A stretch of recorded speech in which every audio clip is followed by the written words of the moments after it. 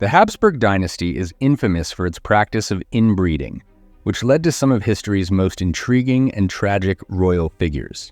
Inbreeding was a common practice among European royal families to keep power within the family, and the Habsburgs took it to extreme levels. This often resulted in severe health problems and unusual physical traits among their rulers. Today we'll investigate the lives of Habsburg kings who were heavily affected by inbreeding, revealing the human cost behind these historical practices. By the end of this video, you'll have a better understanding of how their genetic heritage influenced their rule and legacy. Number 1. Emperor Leopold I. Leopold I, born on June 9, 1640 in Vienna, was a member of the Habsburg Dynasty, a family known for its extensive inbreeding to maintain power. He became Holy Roman Emperor in 1658 after the unexpected death of his elder brother Ferdinand IV. Leopold's parents were Emperor Ferdinand III and Maria Anna of Spain, making him a product of a marriage between first cousins. This inbreeding likely contributed to Leopold's numerous health issues, including a frail constitution and the pronounced Habsburg jaw, a common family trait. Despite his health challenges, Leopold was deeply religious and highly educated, with interests in theology, music, and the sciences. His reign was marked by significant conflicts, including wars against the Ottoman Empire and France. A notable event during his reign was the Siege of Vienna in 1683, where Leopold, despite his poor health, played a crucial role in organizing the city's defense against the Ottoman forces, highlighting his resilience and determination. Number 2. Ferdinand I of Austria. Ferdinand I of Austria, born on April 19, 1793 in Vienna, was the eldest son of Emperor Francis II, later Francis I of Austria, and Maria Theresa of Naples and Sicily. His parents were double first cousins, a relationship that likely contributed to Ferdinand's numerous health problems. From birth, he suffered from hydrocephalus, which caused neurological issues including epilepsy and a speech impediment. Despite these challenges, Ferdinand was crowned King of Hungary in 1830, and he succeeded to the Austrian throne in 1835, following his father's death. His reign was heavily influenced by his physical and mental limitations, and a regency council, including Prince Metternich, largely governed in his stead. Ferdinand's health issues severely impacted his life and reign. He was known to have up to 20 seizures a day, which greatly limited his ability to govern effectively. Despite these challenges, he maintained a coherent diary and displayed moments of sharp wit. His marriage to Maria Anna of Savoy in 1831 remained childless, partly due to his health problems. Ferdinand's reign saw significant political turmoil, including the revolutionary uprisings of 1848, which ultimately led to his abdication in favor of his nephew, Franz Joseph I. Post-abdication, Ferdinand's health improved, and he lived a peaceful life in Prague, where he was well loved by the local population for his amiable nature and charitable works. Number 3. Charles II of Spain. Charles II of Spain, born on November 6, 1661 in Madrid, was the last monarch of the Spanish Habsburg Dynasty. His parents, Philip IV of Spain and Mariana of Austria, were uncle and niece, resulting in significant inbreeding. This practice led to Charles inheriting severe genetic disorders. Known as El Hechizado, or the Bewitched, Charles exhibited numerous physical and mental health issues, including the pronounced Habsburg jaw, epilepsy, and developmental delays.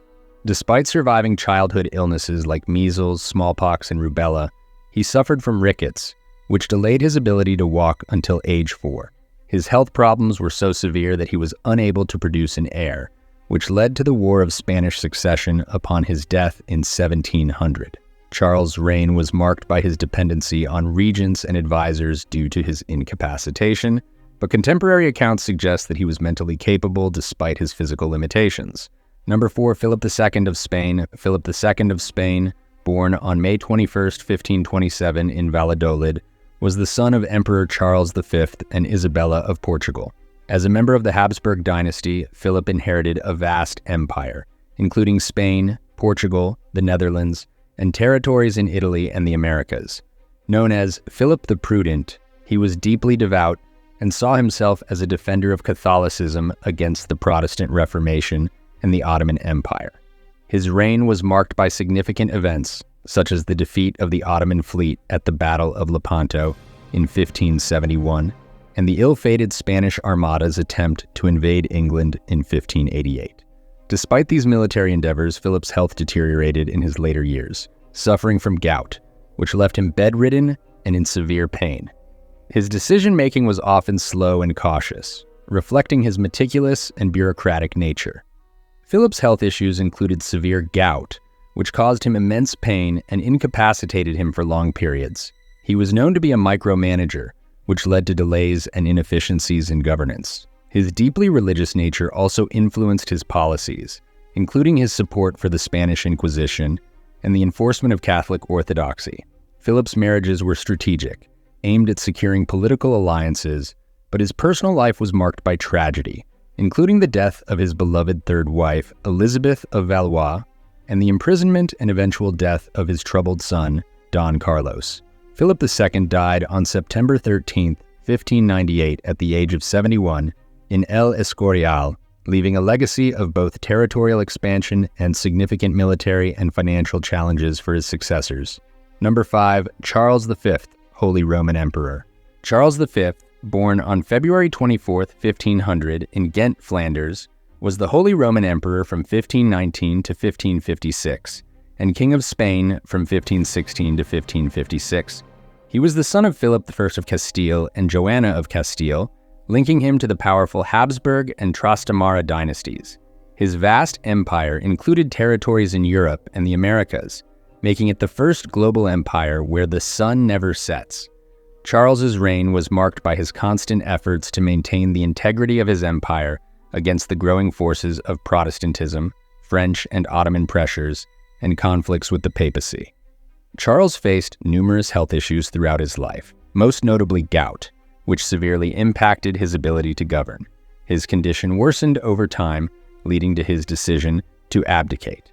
Despite his ailments, Charles was a vigorous ruler, frequently traveling across his empire to manage its diverse regions. He was a patron of the arts and supported renowned artists like Titian. His abdication began in 1554 when he handed over the Kingdom of Naples to his son Philip II. By 1555, he had transferred control of the Low Countries to Philip and formally abdicated the Holy Roman Empire in 1556, passing it to his brother Ferdinand I.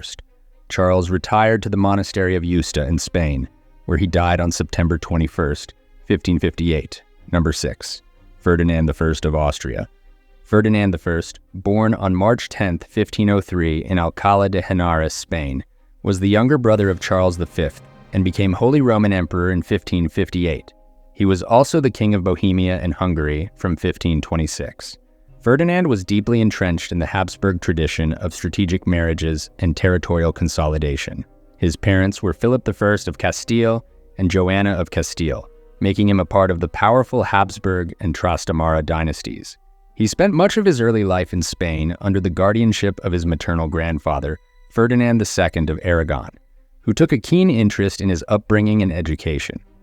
Ferdinand I faced numerous challenges during his reign, particularly the advance of the Ottoman Empire into Central Europe and the religious conflicts arising from the Protestant Reformation. Although not a military leader, Ferdinand was a capable organizer, focusing on building a centralized government for Austria, Hungary, and Bohemia. He introduced significant administrative innovations and worked towards establishing a more unified and efficient governance structure. His approach to religious conflicts was marked by a degree of moderation, leading to the Peace of Augsburg in 1555, which allowed for the coexistence of Catholicism and Lutheranism within the Holy Roman Empire.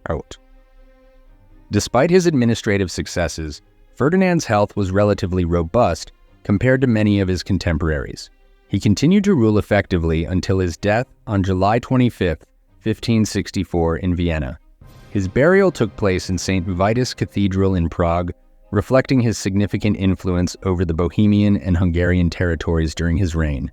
These accounts of suffering and resilience serve as a poignant reminder of the personal sacrifices made by these rulers. Despite their immense power, they were not immune to the vulnerabilities brought on by their genetic heritage. Their lives were marked by battles not only with external enemies, but also with their own bodies and minds. If you found these historical insights fascinating, please like this video, share it with your friends, and subscribe to our channel for more deep dives into the intriguing and often dark corners of history. Don't forget to hit the bell icon to get notified whenever we upload a new video. Let us know in the comments which historical figure you'd like us to cover next. We love hearing your suggestions and might feature one of your ideas in our upcoming videos. Thanks for watching.